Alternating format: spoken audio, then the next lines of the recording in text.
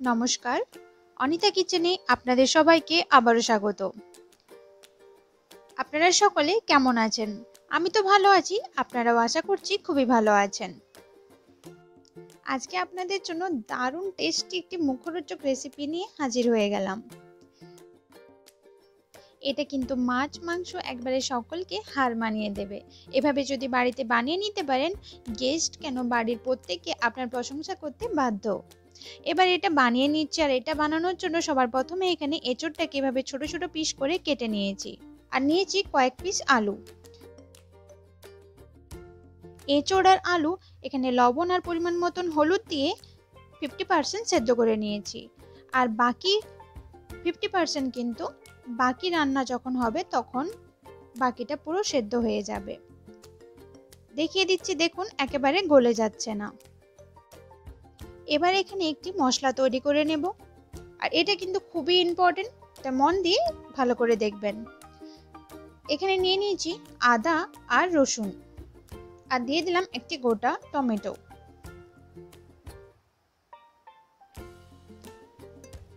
এবার এতে দিয়ে দিচ্ছি কিছু পেঁয়াজ কুচি, একটি মিডিয়াম সাইজের পেঁয়াজ ছোট করে কুচি করে কেটে নিয়েছি, আর দিয়ে দিলাম দারচিনি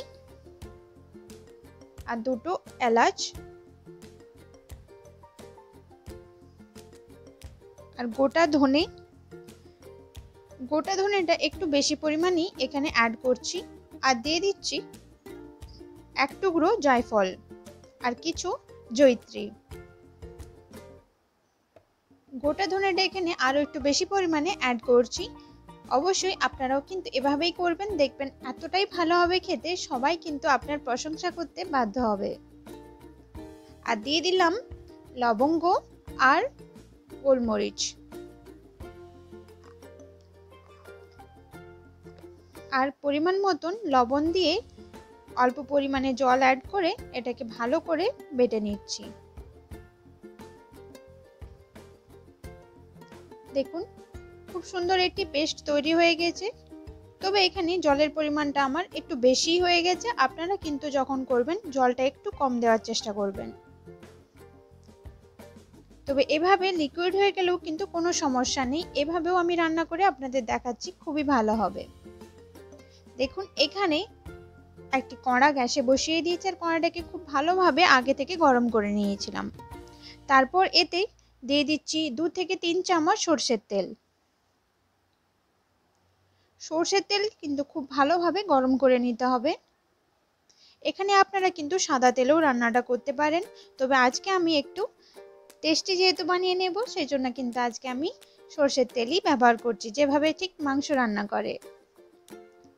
তেলটা হালকা গরম হয়ে গিয়েছে, এবার এতে দিয়ে দিচ্ছি চিনি, আর চিনিটা এভাবেই হালকা লাল হয়ে এলে তখনই কিন্তু তারপর এতে দিয়ে দেব দুটো কাঁচা লঙ্কা আর তেজপাতা। এগুলো ভাজা হয়ে গেছে, এবার এতে দিয়ে দিচ্ছি পেঁয়াজ কুচি। সব একসাথে খুব ভালোভাবে এখানে ভেজে নিতে হবে।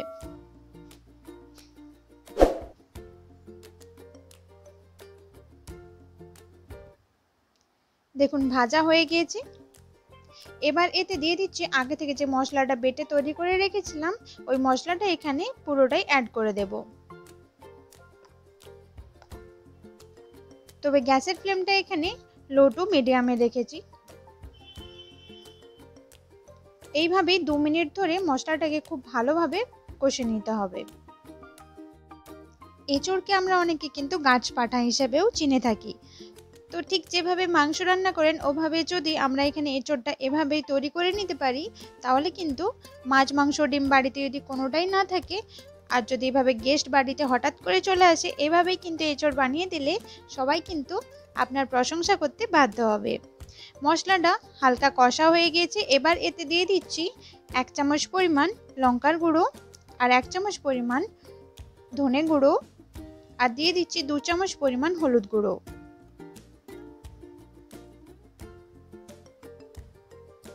আর দিয়ে দিলাম হাফ চামচ পরিমাণ কাশ্মীরি লঙ্কা গুঁড়ো। তারপর মশলার সাথে গুঁড়ো মশলা সব একসাথে খুব ভালোভাবে মিশিয়ে নিয়ে আবার ওই মশলাটাকে কষে নিতে হবে যতক্ষণ না পর্যন্ত মশলার থেকে তেল ছেড়ে আসছে।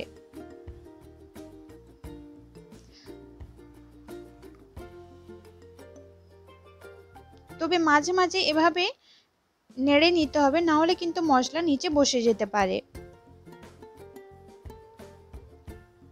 দেখুন আস্তে আস্তে কিন্তু তেল ছাড়তে শুরু করে দিয়েছে, তবে আর একটু এখানে কষে নেব যাতে খুব ভালোভাবে তেলটা ছেড়ে যায়। মশলাটা কিন্তু খুব ভালোভাবে ভাজা হতে হবে, তবেই এই রান্নাটা খেতে বেশি টেস্টি হবে।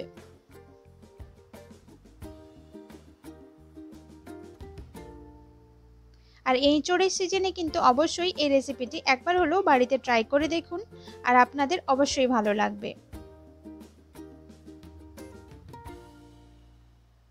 দেখুন মশলাটা কিন্তু ভাজা হয়ে গিয়েছে, আর যেহেতু এখানে আমি একটু কম তেল ব্যবহার করেছিলাম তাই তেল আর অ্যাড করব না, অল্প একটু জল অ্যাড করলাম। আর জলটাও কিন্তু মশলা বাটার জল। তারপর মশলাটাকে আবারও 1 মিনিট ধরে খুব ভালোভাবে কষিয়ে নিয়েছি। আর দেখুন খুব ভালোভাবে কিন্তু এর থেকে তেল ছেড়েও গিয়েছে, দেখে বুঝতেই পারছেন ওপরে কিন্তু সাইডে খুব ভালোভাবে তেল ছেড়ে গিয়েছে। এবার এতে আগে থেকে সেদ্ধ করে রাখা আলু আর এঁচড় দিয়ে দিচ্ছি। তারপর মশলার সাথে এগুলো খুব ভালোভাবে মিশিয়ে কষে নিতে হবে।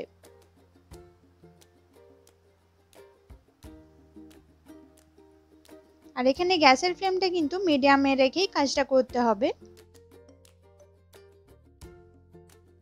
এঁচড়টা কিন্তু আগে থেকে 50% সেদ্ধ করে নিয়েছিলাম, তাই এবার এভাবেই কষতে কষতে কিন্তু বাকি 50%ও একেবারে হয়ে যাবে।